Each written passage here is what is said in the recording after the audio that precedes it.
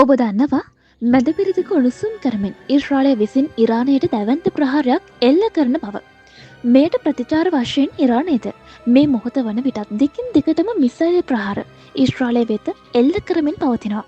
මේ වගේ කාලවකවානුවක මීට සුළු මොහොතකට පෙර රටවල් 3කට ඉරානයෙන් අනතුරු ඇගවීමක් නිකුත් කළා තියෙනවා. එක්සත් ජනපදය, එක්සත් රාජධානිය සහ ප්‍රංශය වෙත ඉරානය අනතුරු අඟවා ඇතැයි ඉරාන මාධ්‍ය වාර්තා කරා.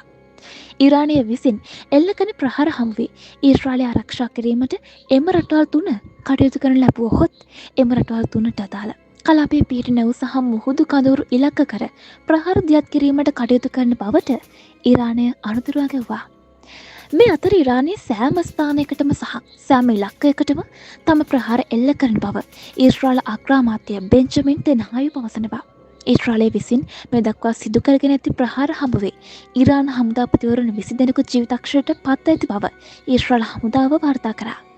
මේ අතර හෙට පැවැත්වීමට තිබූ ඉරානය සහ ඇමරිකාව අතර න්‍යෂ්ටික සාකච්ඡාවද අවලාගු කර තිබෙනවා.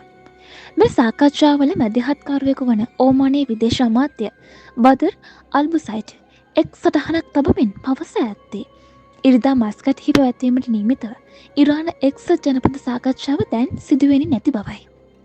මේ අතර මේ සම්බන්ධව අදහස් දක්වමින් ඉරාන විදේශ අමාත්‍යවරයාද පවසන්නේ එක්සත් ජනපදයේ සමග න්‍යෂ්ටික සාකච්ඡා පැවැත්වීමට සාධාරණීකරණය කළ නොහැකි බවයි. කෙසේ වෙතත් ඇමරිකානු ජනාධිපති ඩොනල්ඩ් ට්‍රම්ප් ඉරානයට පවසා ඇත්තේ න්‍යෂ්ටික කිවිසුම පිළිගන්නා ලෙසත් එසේ නොවුනහොත් ඉදිරියේදී තවත් ගැටලු මතුවිය හැකි බවයි.